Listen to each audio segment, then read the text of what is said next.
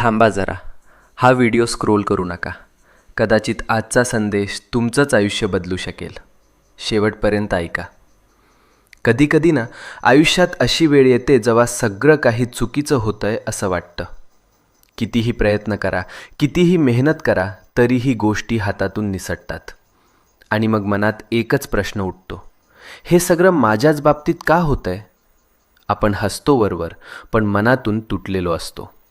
रात्रभर झोप लागत नाही, डोळ्यात पाणी येतं आणि वाटतं कोणीच नाही माझ्यासोबत. पण मित्रा, नीट ऐक.